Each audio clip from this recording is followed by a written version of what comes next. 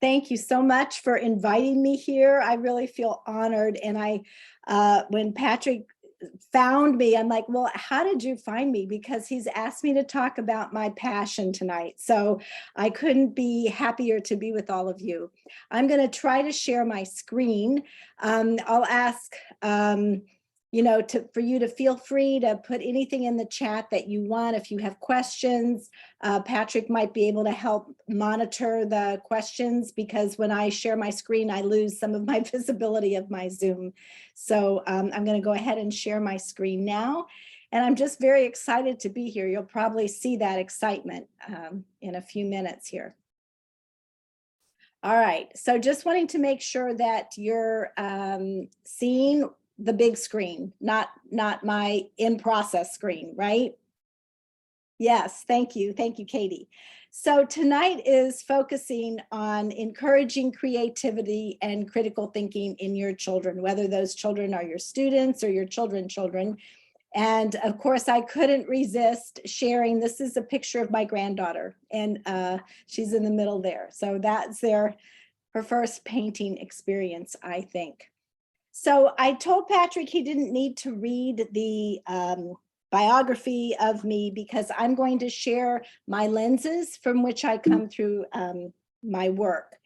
And I wanted to just say I've been in the field of gifted education for a very long time. I hate to say how old or my age, but my mentor was Joe Renzulli, and I don't know how many on this call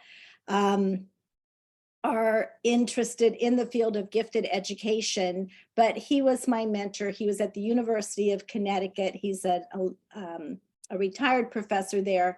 And he had this model that started with the notion that you can be creative and productive if you have three things going for you.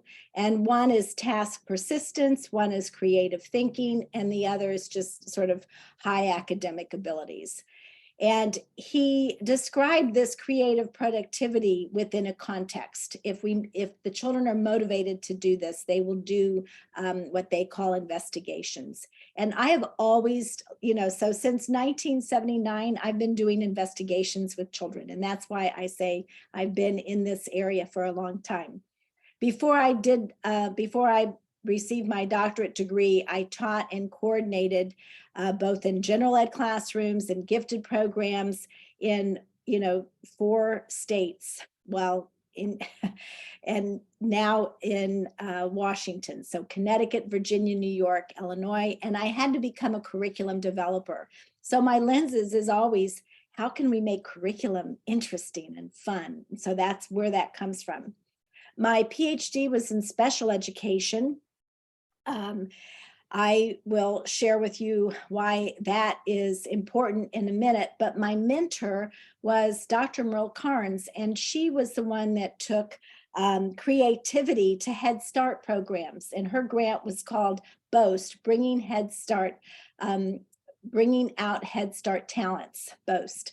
And that, again, was taking Guilford's structure of intellect, that's a creativity, and giving puppets to Ollie the octopus for divergent thinking. So I've just had a lot of training in how to get kids to be creative. I was a teacher at University Primary School, which is a lab school at the University of Illinois, before I became the director there. And I was there 15 years as the director of the university primary school. And it was preschool through grade 1. It was an inclusive gifted education program that, again, the focus was on the project approach or project-based learning. And I had as my mentor there, Lillian Katz. Those of you who are early childhood educators, Lillian Katz is the one that articulated the project approach. So taking project-based learning all the way down to preschoolers. All right. And while I was at the University of Illinois, Lillian Katz introduced me to the pre-primary schools and the infant and toddler schools of Reggio Emilia, Italy. And I've been taking students there since I came to Washington every other year. So I just came back from my 8th time there. And so some of my slides have been influenced by my work there. And then I was recruited here to be the director of the Robinson Center for Young Scholars in 2010.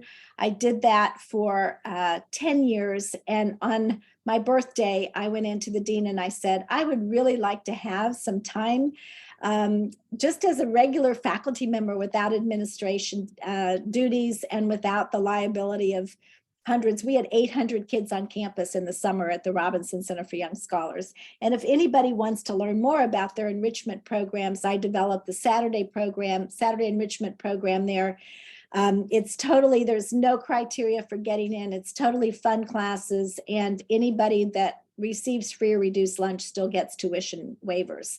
So if you're interested, even though I'm not the director there, I still have strong ties there and can give you any information. So let's talk a little bit about tonight's agenda. And this picture is right outside my office. If any of you have not yet visited the cherry blossoms at the University of Washington, I encourage you to do it. This is on my way to work on Tuesday. So I really became focused on what the teacher can do. And if you're teachers, I'm curious, how many of you in the audience are teachers tonight? Can't see everybody. Patrick, can you take a little head count there?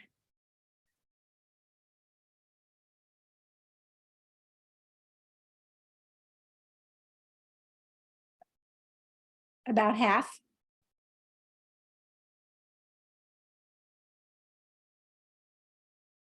You're muted. Maybe like six or seven. Okay, and then the rest must be parents or somehow affiliated. So, but as a teacher, sometimes we think we don't have the power or we have mandated curriculum, but I really like to empower the teacher to design that learning environment. And I actually went into teaching because I thought that's the one place where I have power. I can decide what I want to do in that classroom. So we're going to be talking about the learning environment, not only in a physical sense of what it looks like and my inspirations from Italy, but also the social emotional, what we need to have in the environment to do rigorous project-based learning, and how we need to support the social skills, collaboration, cooperation, and then making it a risk, you're never risk-free, but you're risk-freer environment, that students feel like they can take risks without being punished and so forth. And then we're going to talk about how to stimulate that creative and intellectual thinking going on. I do want to sort of start, even though it looks like it's at the bottom, with what we expect to see in our classrooms. And so coming from a parent's perspective or a teacher's perspective, and I'm going to do this, I think it's called rainfall, I don't know, or rain shower. Type in the chat a few things that you expect to see if you're a parent in your child's classroom, or that you expect to see in your own classroom. And it could be that you would like to see, of course, in your own classroom. And I'm a big fan of the tulips and Tulip Festival, and I always go and take these pictures, and I find that there's always one tulip that is a little bit different. And I put this in here tonight because your whole website is about individualized, personalized learning. And of course, all of our students are unique, but some are more out of the group than others. So I just put that there for us to think about. So keep your answers quiet, and then I'm going to say go, and then press your click so we can read those. So what do you expect to see in the classroom?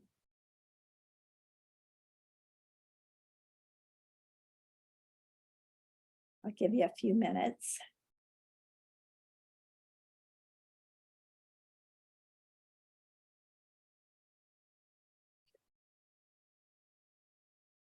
All right, take a few more moments.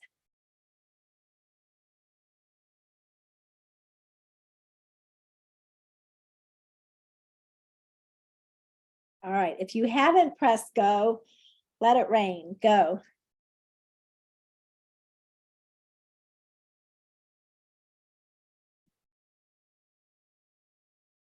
Lovely. So some of you expect sort of this emotional warmth and positive loving of students, kindness, respect. Others really want to see engaged children, art, books, natural light is very important. Choices, variety, movement. Love it. All right. So hopefully tonight I'm going to give you some inspirations to creating those kinds of classrooms that you want.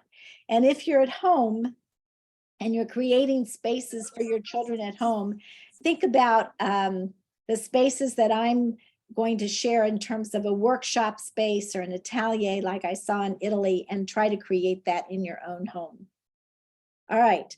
So what most, I think, turned my lenses on talent was this idea of potential.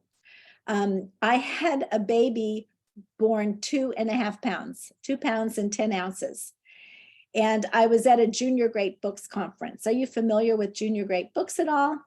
It's a company. If you don't have them, you can purchase them. They're great for all students. At the kindergarten, first, second grade level, they're discussion books, and it's kind of taking great books from the literature and putting them into readable text at all levels, but higher level thinking for everybody. And anyway, I was at this conference and started going into labor 2 months early. So when I had this little baby, the doctor said, "Oh, well, he might have learning disabilities." So I thought, okay, that's when I went back to get my PhD in special education, because I thought I've got to be ready for this. And the other thing that put me into the PhD, and this is really serendipity, but I say it because some of you may be in similar circumstances. I was watching some documentary on the women in Appalachia and the connection between their level of education and how well their children were doing. And I thought, all right, I'm going to get the highest level of education so that my children would do the best, and I couldn't be blamed for them not doing well. So it has served me well to get my PhD in special ed, because no child is on an average curve. No child has an average growth rate. There's nothing standard about 3-year-olds, 4-year-olds, 5-year-olds, So it really gave me this perspective that you don't know when this child is born this way what that potential is. So don't have any preconceived notions. And sometimes I ask my students when they come to my class, I said, I want everybody to sign this so I have your signature when you win the Nobel Prize someday, or when you get a Grammy, or when you are in the ballet company, I will say, I had you in my class and I have the signature to prove it. So think about this word potential. Every child in our class has potential that we don't yet know. Now, because he was so little, his preschool teacher, he was in the 2-year-old classroom, and she said, he's not socializing. He couldn't ride the trikes. His feet didn't fit the pedals. Outside, he was by himself, and she was all worried. And she said, what does he like to do? I said, well, he loves to play the guitar. He picked up the guitar, and we let him listen to Peter, Paul and Mary Christmas special. So he knew all of the songs in the Peter, Paul and Mary Christmas special, and he memorized them, and he just sang and sang and sang. And he would take his little guitar with us on trips, and he'd play. And we were at the airport sometime, and people were throwing money at him, because he was entertaining everybody in line. But what the teacher did was she put lights around, made a stage, and cut out cardboard guitars for him. And then all of a sudden, and then she put a little stand for a microphone, and all of a sudden he became leader of the band. And he had no problems with social skills. She just had to design the conditions for that social emotional growth to happen, right? For social learning. And I wrote she got an award one time. I thought this was the most brilliant thing in the world for her to do. And he, to this day, is a jazz musician. He has many albums. This is from his website. He is now he's an assistant professor at the University of Arkansas, in charge of, he's the coordinator of the Jazz Studies program and commercial music. So it went all the way from 2 years old till now. And now look at the learning conditions here. This is him with his daughter, the one that you saw in the first picture. And I share this again because you just don't know. This little medical miracle now is the father of this little medical miracle. She's an IVF baby that we just never thought would happen. But again, notice how learning takes place. I'm going to keep saying the conditions for learning, the environment that is set up for that. So who are our children that we're trying to provide these conditions for? I am not a digital native person. And so using TikTok and all of these things is not in my comfort zone. But these students that we're teaching are not like the ones that I taught 40 years ago, and where there weren't any, even any cell phones. This generation is called Generation Alpha, and it refers to the group of individuals born between 2013 and 2025. And it's the generation after Generation Z. Well, what do we know about this Alpha generation? Well, interestingly enough, and this is from a Wikipedia site, that Generation Alpha has been born at the time of falling fertility rates over much of the world. And for those with access, children's entertainment has been increasingly dominated by this electronic technology, social networks, streaming services, with interest in traditional television currently falling. So again, changes in the use of technology in classrooms and other aspects of life have had an effect on how this generation has experienced learning. And of course, we don't know what COVID is doing yet to these students. And we certainly don't know what it's doing to all of our families. We just know that we are still having impacts of the world pandemic that we all just have and continue to go through. The studies for this generation do suggest that allergies, obesity, and health problems are related to screen time and have been increasingly prevalent among these children in recent years. And I think that's really interesting too. So these children are different. We're going to have to get through to them through these technological advances. And how do we create a classroom culture with all of this where creative and critical thinking can flourish? And the next question is, what do we want the students we teach to be like when they're adults? So I want you to use your chat again, just for fun. Nobody's grading you. Don't hit go yet. Just what do we want? You know, think about your own children. What do you want them to be like when they're adults?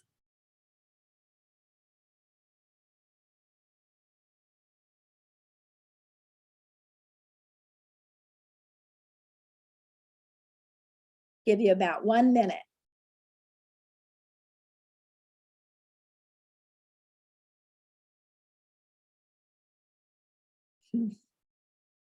All right, go ahead and share your results. Kind, compassionate, independent.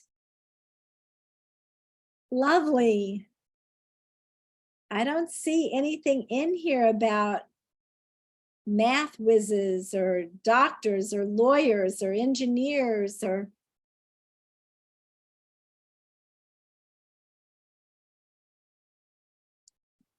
all of these are sort of your social skills. And happy, yes, Beth, I agree. All right, so how do we create, how do we get our students to be curious, open-minded, flexible, considerate, compassionate, truth seekers, reflective, adventurous? What must our classrooms look like? And this is one of my favorite quotes from Vygotsky: children grow into the intellectual life around them. So I'm going to share some inspirations I've had by visiting the schools of Reggio Emilia for the last 20 some years, every other year, I think. And this is in the book, The 100 Languages of Children. they give you certain photos that they allow you to use and they've taken. So I've not taken these photos. This was in the book. And it says, like Piaget, we agree that the aim of teaching is to provide conditions for learning, and same as parenting. That's why I shared you with my son, who's there right there with the guitar with his daughter. And so what do those conditions look like? In Reggio Emilia, in every school, they have an atelier, a big workshop, an artist studio, if you will. And they also have mini ateliers, okay? The aesthetic workspace. And in the atelier, what is supposed to happen? In a workshop, it's a space in which a group of people can meet to discuss questions, brainstorm ideas, identify problems, make decisions, develop solutions. And again, we've seen some of this in the design thinking and worker spaces, but how can we do this in just a part of our classroom? And why not? Why not do this? So this is one of the students I took with me to Reggio Emilia, and they had for us adults, for us to play in one of their mini ateliers in one of their worker spaces. And he was trying, they had all these things, it was called gears, and they had to put these together to make music. And this is another example of one of the ateliers that they let the adults who visit play around. This was an exhibit called Crossing Borders. And it wasn't borders like Canada and US, it was borders between the natural world and the digital world. And I thought that was so very interesting. So what they did digitally, they put a camera on a computer. So this little scenario is on the computer, and then it's blown up on big screens for us to play with and put different things in front of the screen to get shadows or build these narrative landscapes. And again, think how much thinking happens. The role of the teacher in Reggio Emilia is that of a researcher, a learner, an observer. One of the main tenets is called the pedagogy of listening, where you want to listen to the children. And it's not just literal, but it's a metaphorical way of saying we want to get to know what the child is all about. We want to understand the child and interpret the child. So think how much different that role is than what we currently see, and how much more creative thinking can happen when the role of the teacher is that of one that's trying to understand what the child is expressing rather than filling the child with information. Think about the juxtaposition of those things. So again, as you saw, currently now in the area of learning sciences and human development, and we know a lot about learning, and we know what makes learning easier and what makes it harder. And so we want to make sure that we attend to creating context where learning is natural and easy. So the highlighted on your left, where the learning has to belong to the learner. It has to have a purpose for the learner, and the learner has to feel empowered. And it's hard when you're breaking it into bits and pieces and they can't make a sense of it, when it's irrelevant, or when it's imposed by someone else. I can't tell you how many classrooms I go into, and what the students are doing is they're complying. They're not really thinking, they're not really, intellectually engaging in the work. And one of my best examples of this is, I went into a classroom, they were all in stations, and this one station was they had to spell and write their spelling words. And this little boy, I forget what the word was, but he had to write it 10 times. And so all he did, I think, he wrote it all the L's down first, all the C's, all the A's, and so he was going backwards from right to left, which is not going to really teach him how to spell it. So again, he wasn't doing anything that made sense to him, but he was complying, and he did write the word 10 times. So what does it mean when we want to foster this now this social environment. We first want to make it aesthetically pleasing and physically attractive with the natural light and the plants. And there's all kinds of research that talks about students achieving more when there's natural plants in the room. So the oxygen does something to the body. But we also have to worry about the emotional tone of the classroom. Does the adult encourage making mistakes, because that's how learning happens? Does the adult focus on what the child's trying to say and think and share ideas? Does the adult value their creative ideas and offers their assistance for help, not for demanding it to be done a certain way? And one of these things is follows child's interests. And sometimes I share my second child, he came on time and so forth. And one of his interests was skateboarding up these high ramps. And it's like, okay, this is dangerous, but I still had to help him build ramps and things like that. So an encouraging adult does things related to the children's interests. An inhibiting adult is critical. Now, I'm a parent as well. And I would say that's the hardest thing for me, because of course, I don't think all their ideas are great ones, right? Of course, I want to say, I don't think so, or I don't, I have different things. And the hardest thing for me is just to be quiet and let the child come up with their own reasons for why it may be good or a bad idea. When my children were older, like in their 20s, and they would make bad decisions, I started reading all the adolescent literature again and say their brains aren't developed yet. It's not their fault. But again, I think there are things that we continue to do that limit the child's thinking and creativity. We want our students to be able to investigate what they're interested in. So young children, they can ask questions, they can do experiments, they can we'll talk about representations in a few minutes. There's a lot of ways that young children can be investigators, and observational drawing is one of them. They can draw what they see. Young children can collect data by drawing what they see, or again, comparing, giving, asking people information and then asking many different people information. I worked with a woman here at the university, and she'd listened to me give all these talks, and she said she went to the art museum with her daughter and her daughter's friend, and they sat down and started doing observational drawings. So I thought, great, they're taking data. These kids are taking data. And you said in your chat all the things that you said you wanted for your children. None of you said you wanted them to have the highest test scores, or you wanted them to have only certain math and engineering skills.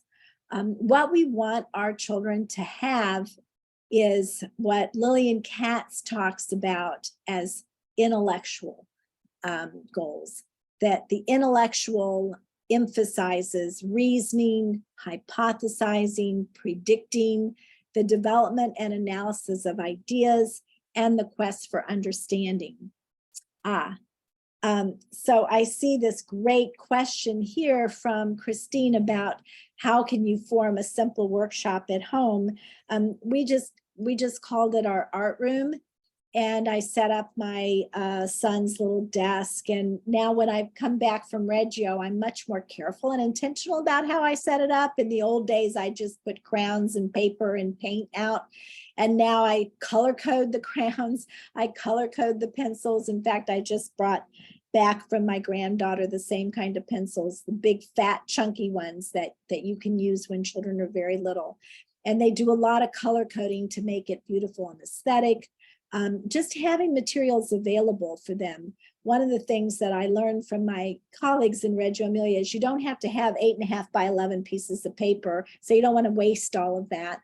They cut their paper in very different shapes and tiny shapes and have those sorted by colors and shapes and sizes. And When I was the director of University Primary School, all my colleagues would bring in their toilet paper rolls and all their recyclable materials, and they'd hang it on my door for me to take to the school. So you don't have to buy things either. You can do a lot with recyclable materials. But I would make a place where they have access to those things as much as possible, preferably either a covered area where there's no carpet, or an area where you can clean easily.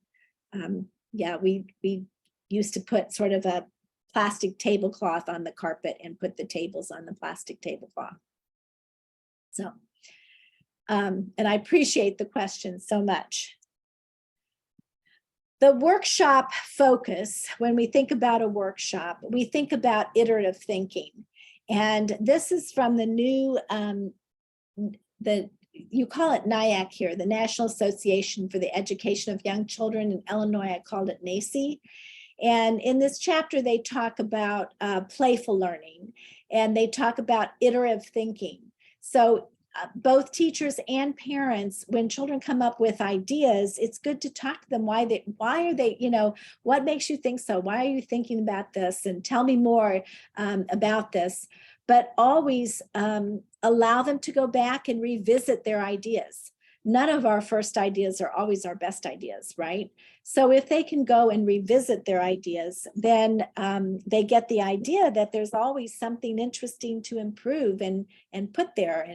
And so yeah, give them opportunities to do that and to test things. This also comes from the new chapter. It's called What You Need to Know About Tinkering. And there's a lot of work now with this idea of, in a workshop, tinkering with materials and ideas. Again, stretching children to have possibilities for something, as opposed to just creating one tower or one thing that they're doing. Revising, and then sharing. Talk about how you made it. Listen, as an adult, listen to their ideas. Okay, I'm going to stop for another minute and ask you to think about, in your own context, what might you do to create a space for tinkering? And if you share it with everybody, you'll give everybody ideas. So you may be at home, you may be a classroom teacher, you may be, what are your ideas for creating spaces for this kind of thinking?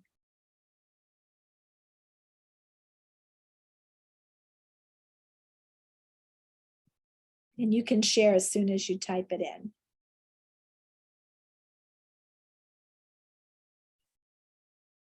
This is taking longer for people to think about it.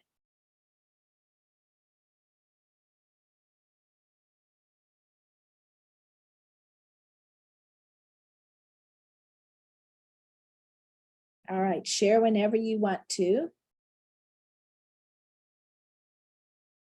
Mm-hmm.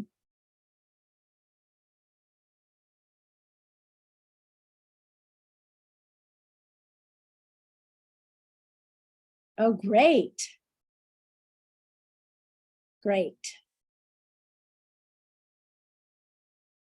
I tell the story of a kindergarten teacher who used to do Apple Man and Pumpkin Patch. And, she loved fall in Illinois. It's beautiful. And she had all these little art projects. And I just said, just put out the materials and don't give them a model. And she was like, what? I want them to do this little cute little Apple Man with things. And so again, thinking about not giving them models when they're creating, but letting them really tinker with their ideas. Yes, different tools as well. Great. You're all coming up with great ideas. All right, I want to take just a few minutes, and I promise to leave time for questions. A few minutes to share what I call project investigations. There's many different ways that you can do project-based learning. PBL Works, for those of you in the elementary grades, has different examples of projects all the way from kindergarten all the way to high school. And you can just get on their website called PBL Works, and you can sort by, science, math, and then grade level, and it gives you different ideas. I told Christine and Patrick earlier, I said, I'm going to show you examples of projects with very young children so that you know that if young children can do this, then of course older children can. And if there's time, I have a teacher in Bellingham that's done the most amazing, he works in Bellingham. He was the teacher of the year for the WayTag Teacher of the Year. So I have examples of older children, but in this talk with only this amount of time, I thought if I can show you how very, very young children can investigate things, then you can apply it to your own context in your classroom or even at home. I can't tell you how many projects my children did with me when we lived in Illinois, when they were home. So this is a process. So it's an approach. In phase one, you try to assess what they already know and understand. And if you ask kids what they know, don't believe them. They don't, they'll tell you a lot of things. But what you want them to tell you is what their experiences were, what their memories are, because that they're pretty accurate. Then phase two is after they've talked about their experiences and you've got a group of maybe 20 or even more, they find out some of them are similar experiences and some are very different. So they start to ask each other questions. And so phase two is about finding answers to those questions. So for example, when they were doing shadows, one of the students' question was, what makes a shadow longer? And another person said, can you make a shadow stand up? So they went all around the playground trying to figure out how to do this. And the teacher, to create the conditions for learning, she gave them cardboard where they cut out little figures and they put it on a piece of cardboard, and then they took a flashlight and the kids did this all around until they could figure out when is the shadow from the light source, when is it short, when is it long, and when doesn't it exist, right? Brilliant way to get kids to explore that question. So your activities in phase two are ways to explore to get answers to their questions. And then phase three is just sharing what they've learned. And I don't have time to teach everybody how to do it, but I'm just going to give a few examples. So features of project work include discussion, field work, representation, investigation, and display. And this is just an example of some of the activities that are embedded in projects. We use the math curriculum, Math Their Way, and all of these were in their math curriculum, and we did it within the project-based learning. These are artistic behaviors. Again, notice there's similarities, experimenting, working habits. Some of you said you want them to be engaged, and they are engaged when they're representing. And again, data collection, creating questionnaires and drawings, and representation, creating mural paintings, books, 3D representations. So this particular project that I'm sharing, just a few examples of how students really investigated. Their topic was music all around us. And this is several years ago, so you're going to hear words that we probably don't use anymore. But anyway, this was their mural that they made. This is their experiences, and they drew, these are preschoolers, so these are 3- and 4-year-olds, so they drew memories of music. And then they organized them in categories. So singing, dancing, listening to music, and places where they hear music. Illinois is a small town with a big university, the University of Illinois. So naturally, the Fighting Illini, the basketball games are very big. And so the kids would go to the basketball game and hear music. And then these are kinds of their experiences. We went to dance studio. We were driving in the car and listening to a CD, right? We don't have CDs anymore practically. And then I went to a concert. And here they are. We do iChat on laptop. You can listen to movie songs from other states. Some of these kids had people from far away. Somebody said we need a network. I can't see it, but I know we need to download it. These are just young children sort of getting with the culture of the music. That was observational drawings on their instruments that they were using for music. So again, I'm just sharing how in-depth kids can get and pay attention to what they're doing. So this is the music in a cell phone. I heard Illini music in the basketball. Again, basketball in Illinois is big. And then on their cell phones. And then it sounds, listen to this, it sounds like flower sounds, yellow, blue, yellow. The Reggio folks would love this. They would go with this. They would have them draw these sounds and flowers. And then here they are collaborating. Again, these are opportunities for collaboration. So they're not only growing their intellectual skills, but they're cooperating, they're having consensus, they're deciding what to do and what it looks like. And then they go and they ask experts. They went to the radio station. You know, how does music get into the car was their question. What this student is holding up, and again, I show this, if you're a third grader, you can write your hypothesis, what you're going to see. But if you're a preschooler, you can only draw what you think you're going to see. So we always like to get sort of their hypotheses about what they think they're going to see or what they think the answer is. And then when they find it out, they put it on the other side. And that's a way of making that learning visible. So again, notice what they're learning. They connect these to super antenna. So a space satellite. So they're learning some big concepts about sound waves here. This is an example at the radio station. They think they're going to see these things. And then they have computers. I saw them. And then they made representations. The iPhone, I'm listening to rock music, the headphones, the laptops, the towers. Again, just think about all that they're learning from doing these things. So the importance of representations. If you take away one thing tonight that you can do at home is to allow your kids to make representations. Yes to a mess. I love that. Yes to a mess. This is a 2-year-old making a representation of the playground. And this is my husband's representation of this big magnet that they moved from Brookhaven National Lab to Fermilab in Chicago, and it had to go down the ocean, up the river, and through a toll booth. So they had to get that size exactly right. And again, representations aren't just for play. This is, you know, in the real world, you make buildings, you make a model of a building before you build it, right? You make it to scale. And these kids are making their houses, their digs to scale as one of their math projects. And this is a coil machine. In Illinois, we have a lot of flooding. So the kids wanted to know, how do we measure the depth of the water? And this is an example of them making their tiller.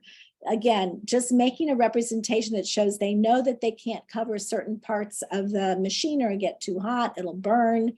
And then to represent all that they've learned, this was a mural on communication. This is N again. So in Reggio Emilia, these materials help the children express themselves in all these different ways. Symbolic, cognitive, metaphorical, imaginative, and relational. And some of you may have heard the poem, an excerpt from the poem, that the child has 100 languages, 100 hands, 100 thoughts, 100 ways of thinking, of playing, of speaking. The child has 100 languages and 100 more, but they steal 99. The school and the culture separate the head from the body, and thus they tell the child that the 100 is not there. The child says, no way, the 100 is there. So in Reggio Emilia, this 100 languages is used for the way children express themselves. All right, I have just a few more slides, and then I promise to stop and have time for questions.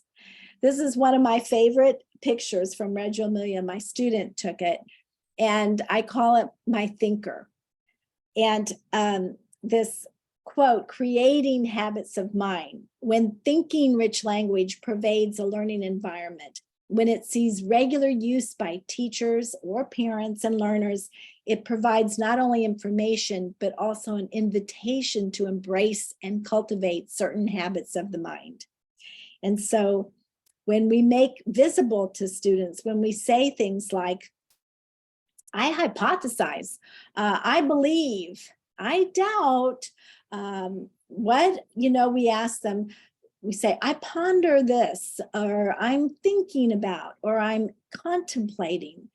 And then kinds of ideas. What is your solution? What is your theory? What is your hypothesis?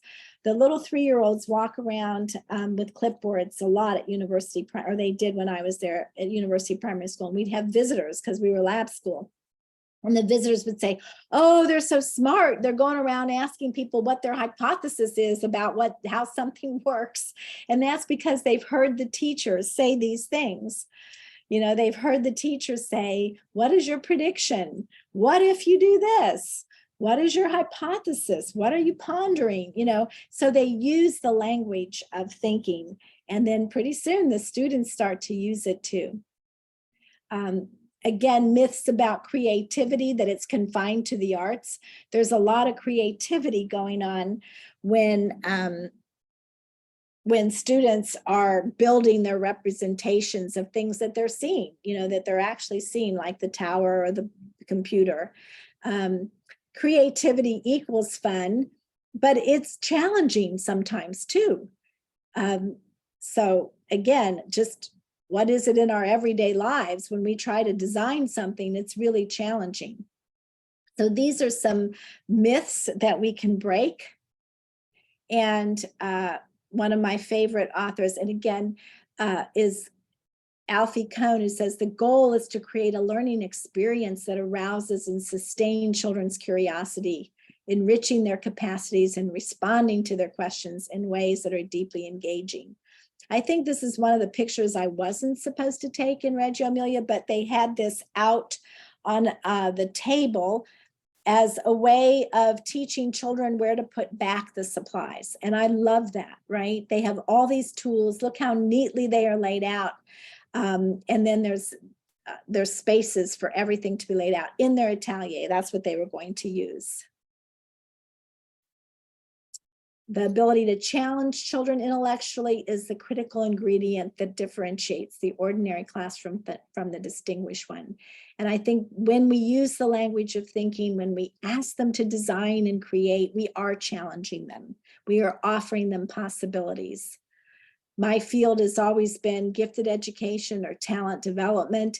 And one thing that, believe it or not, it's hard is sometimes parents have expectations for learning environments, and they want to see, you know, A's come home all the time and perfect scores. And yet, if that's happening, the children aren't challenged enough. You know, so how do we make it okay for children to still have room to grow, right? And I think that's really important, that environments where children can engage in exploration, collaboration, and risk-taking. So the long haul is we want them to just, know that they don't have to be perfect. It doesn't have to be complete. They can revisit something, right? How many of us say, we're done? We always go back, to things that we were working on before. And what I took away this time from Reggio Emilia is they kept talking about possibilities, giving our students environments for possibilities of thinking and designing, and provocations, the teacher's role to provoke that critical and creative thinking. So I hope I leave you with those two words, how we want to create possibilities and provocations. All right, I left almost 10 minutes for questions. Of course, I could go on. I have slides I'm not showing, but I could go on, but I'd really like to stop and ask the group what questions or what thoughts they have. Anything inspire them?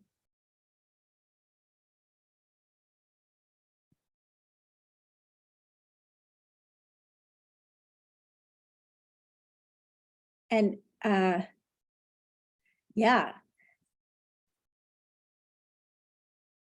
Parents, please feel free to speak up.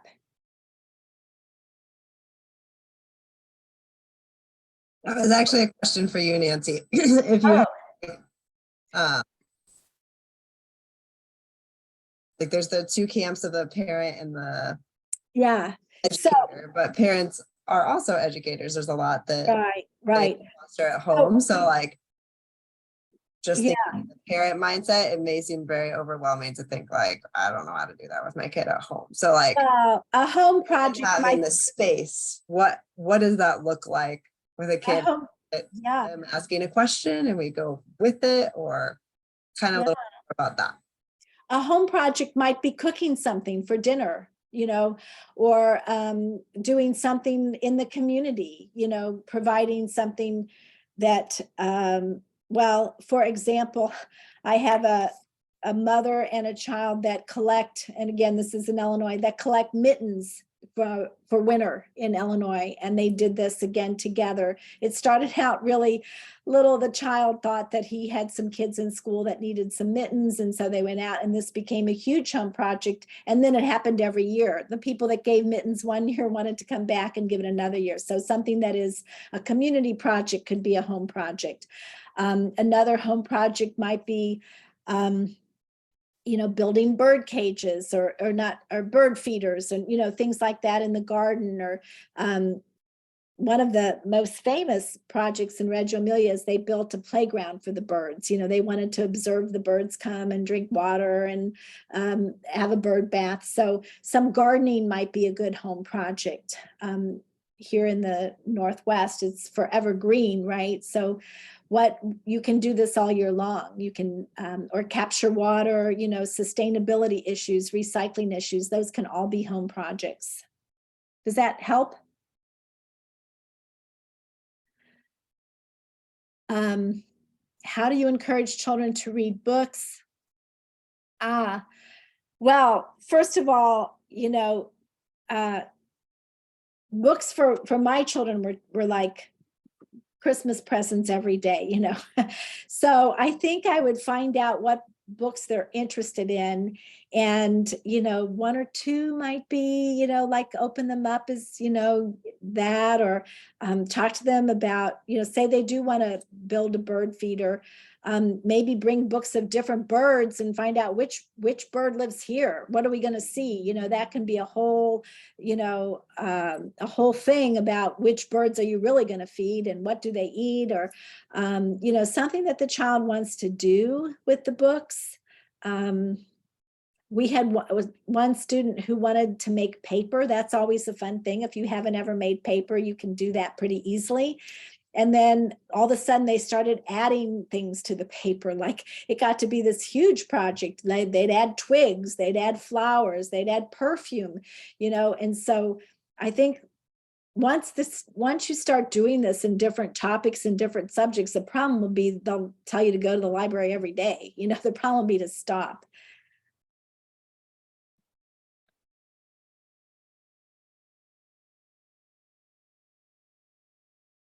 If I'm not answering these questions, feel free to keep probing.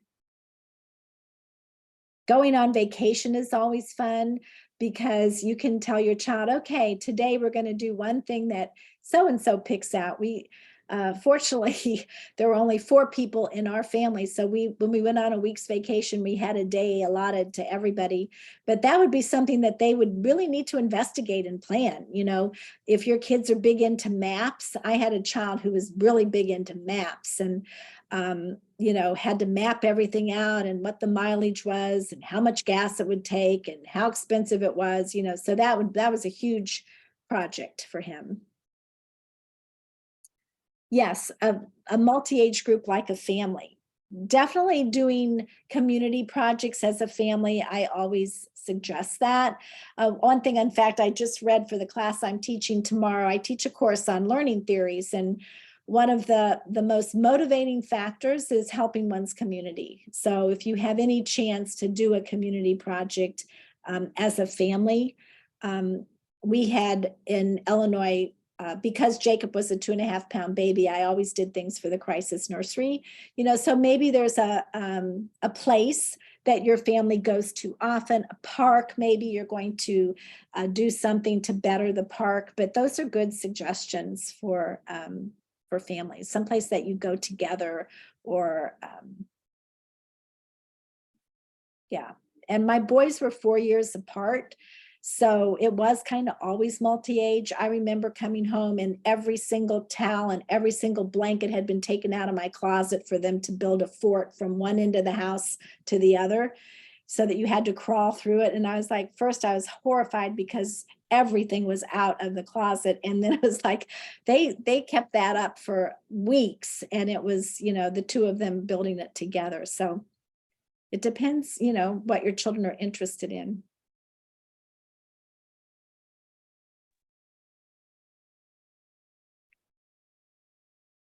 Nancy, would you say that that's a part of it as a parent, that kind of was with the educator side of just listening to find out what is your child actually interested in? Because I think as a mom, there's moments where one of the kids will ask a question about, well, how does that work? But I might just answer the question and then we're done. So instead, this would be the approach of like, oh, well, let's find out together and let's learn it. And then like, let's make a model of it and see what you can come up with. And so trying to help simplify it in some ways of just taking those moments to listen and go farther, because they might have the idea already. You just have to take the time. I think that's probably the harder part, is take the time to help facilitate them asking more and finding out more even on their own or together than just answering it, because it's easy to answer it. Yeah, most of the time I didn't know the answer. So when I would say, let's go find out, that was true. I really didn't know the answer. And I think the other really good role models say, who could help us find out? Because then they start to learn that there's other resources around. And now, kids are really good at finding internet resources or little videos, maybe they should or shouldn't see. But I do think it's more accessible for parents. There's wonderful resources. During COVID, I started making a list of all the museums that had great like videos and live, quote, recorded, but tours through the museums. Like I was just in Chicago, the Chicago Art Institute, the Chicago Science and Industry Museum, the national museums in Washington now all have places that you can go online and see little tours of things. There's a webcam in one of the aquariums, so the kids could go online and see the fish in the aquariums, and all that wasn't available to me when I was a teacher, even as a mother. My kids are now 34 and 38 years old. So I would think that might be really interesting for some 4th and 5th grade kids, just to find out what museums have those things open, and they can do the work themselves. You don't have to feel like you as a parent have to do all the work. Even, like I said, even the art museums have things. Here on campus, the Burke Museum has possibilities for you to see what's inside there.